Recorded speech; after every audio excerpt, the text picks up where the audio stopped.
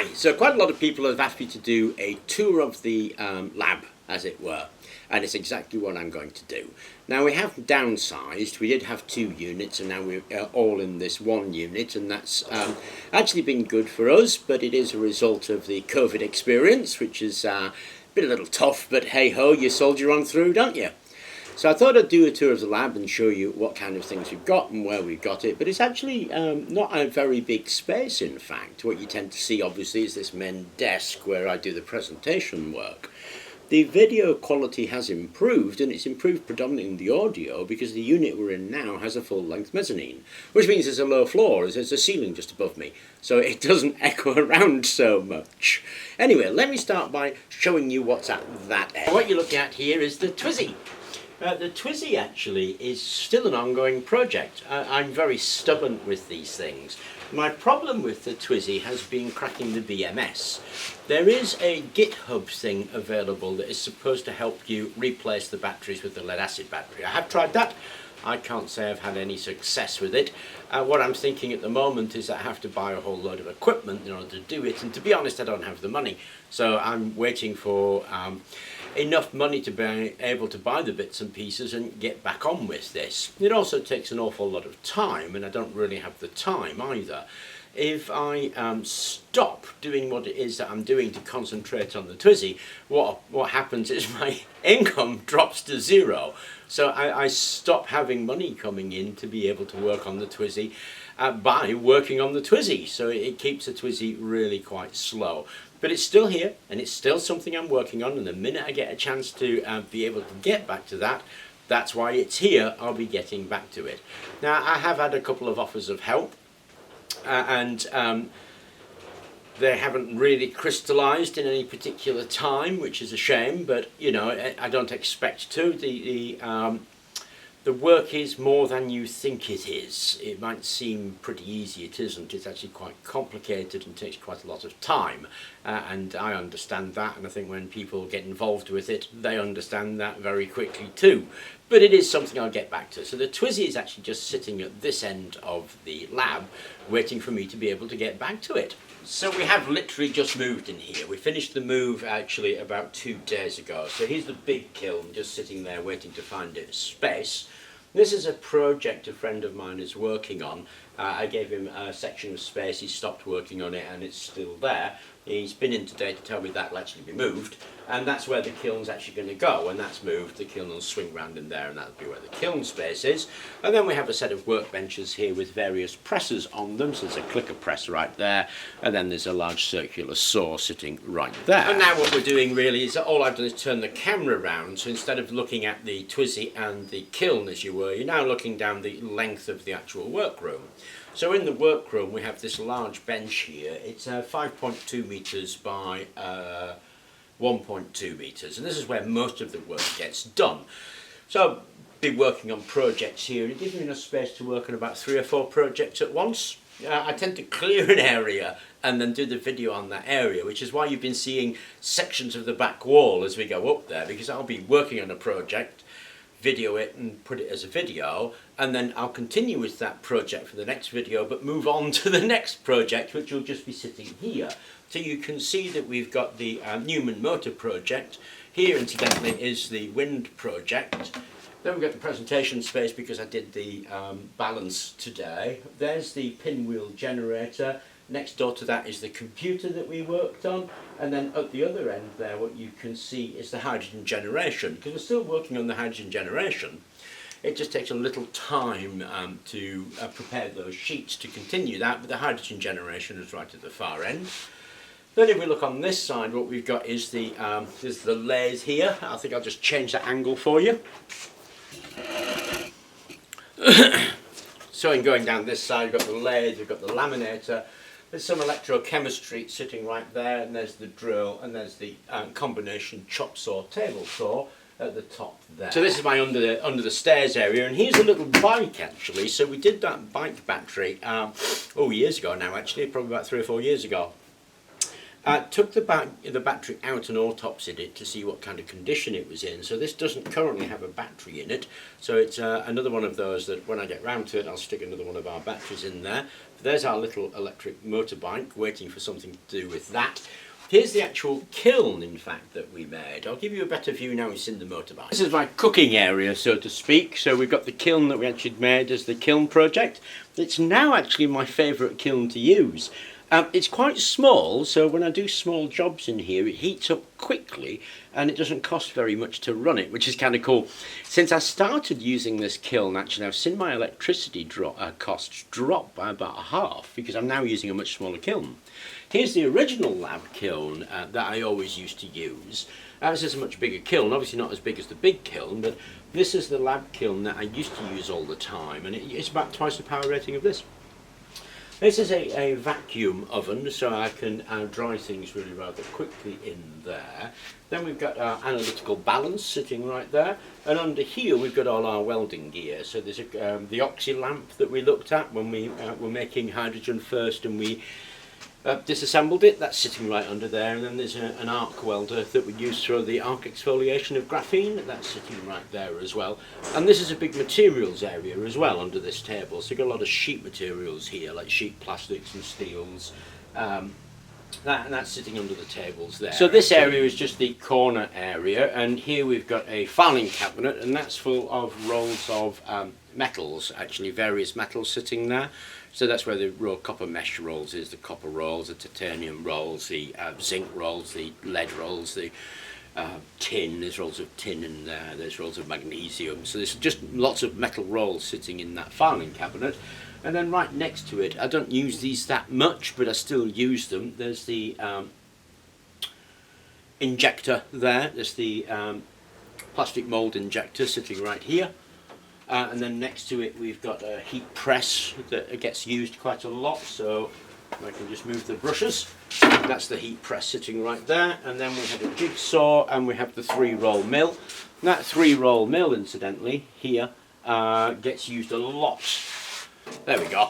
That 3-roll mill gets used a lot for ink making, so it makes very good inks and pastes. The 3 rolls turn at different speeds, and so we get different shear between them, and that's what that gets used for. Then we've got a whole load of cupboards up the top there, which are just storage, so an awful lot of glass. Quite a lot of the bits and pieces that I pull off and want to save, I actually stick in those little plastic containers and keep them up there. Here, incidentally, is that hot wire machine that we actually just finished making. There is some good comments on it, actually, and I'll turn this into a bench power supply as well as a hot wire cutter. I really like that, so I'm going to readapt that and make that a bench power supply. Basically put in a 3.35, 12, minus 12, minus 5 volt outlet. So I'll probably put those onto here so it's a combined power supply and hot wire cutter. But that's actually got its own place now because I really like that machine. I made this not to cut polystyrene foam. It cuts that builder's board, which is why I made it, because I can cut fancy shapes out on the builder's board with this, and there's going to be a video up and coming on that for sure, but that's why I actually made this machine, in order to cut those shapes on builder's board and make something more intricate than just the straight line cuts that I've been chopping out on the table saw. Behind it's a whole load of storage where I keep things like electronic components. Basic stuff that I use all the time: knives, scissors, laser pens, motors, induction coils, bits of safety equipment, measuring equipment. That all goes in this corner here. Then we've got some spare sheets of stuff like graphite and graph oil and zinc sitting here, and there's a big roll of stainless steel sitting right there. So in the corner here we've got our jeweller's roll, so that thing is meant for wire, so we can thin wire and thin sheets out on that. There's a roll of conductive HDP that basically lives here. This actually is a battery making press. It's a CR2032 press, and that and its cutter sit right there. Oh, I should point this out, that's our combination chop saw and table saw. It just flips down and becomes a table saw, or it flips up and it's a chop saw. This one's actually a rage, and what that means is it'll cut wood, plastic, aluminium and steel, so it's a really good combination saw, and I use that a lot actually. And I'm leaning on this thing, and this thing is the cheap Chinese 40-watt laser cutter. I use that for cutting a lot of acrylic actually, but that also will cut the builder's board, which is very cool, and it'll be another video up and coming when we cut some builder's board and make something with this. Not quite sure what, but something with that is one of the plans. Okay, we are actually in a separate room now, and this in fact is the chems store. So this is just loaded with, a ton of stuff actually. And there is such stuff here that you could pretty much do anything with. It's our pride and joy actually. There is an absolute ton of really useful things. From just everyday stuff, there's some seaweed over there for instance that I collected off the shore, to some really bizarre stuff. So right here is some bought-in vanadium boride. Remember, this stuff is the stuff that has about 8,000 watt-hours a kilo. So that stuff you can make a battery stronger than petrol out of. It's a bit expensive, so that's why there's only 100 grams of it, but it's an example of the kind of stuff that we keep. So we keep a whole range of materials in here that we've been using to make batteries that we can do the battery research with. And this is where we store everything. It's all super organised, and it isn't down to me, it's actually down to Mandy, who is in fact no longer with us. Mandy went on to a new job, but before she went she organised this, and she did an awesome job of it actually. Everything's got a location number, and everything is in that location number, and there's a record of absolutely everything and how much we've got of it. So every time we take something I have to write down how much we've got taken, and then balance it out so we know how much is left at any one particular time. It was a requirement of the accountants as well actually, because you are looking at quite a lot of money. And then at the bottom here we've got a microscope. This was actually a donation. A friend of mine sent that through in fact, so it's been tremendously useful and lives in this cupboard. We use that quite a lot for looking at some of those smaller structures that we might be interested in. If we want something like a nanostructure, then we send it out for electron microscope imaging. It's a little expensive, so we don't send that much out, but we do send it out.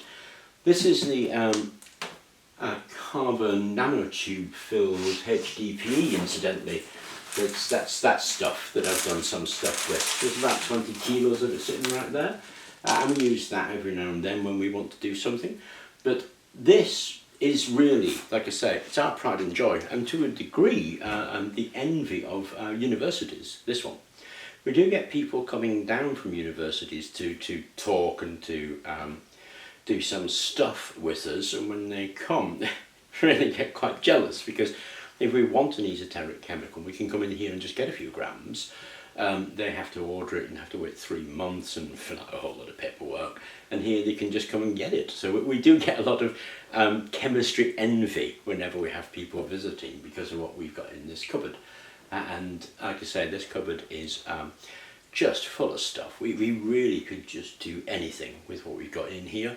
Anyway, I thought I would show you that because it is really quite awesome. So that was the workroom area, which is the downstairs area. We've come to the upstairs area, and I have done some videos up here because there's test stations up here. So this is the lab area.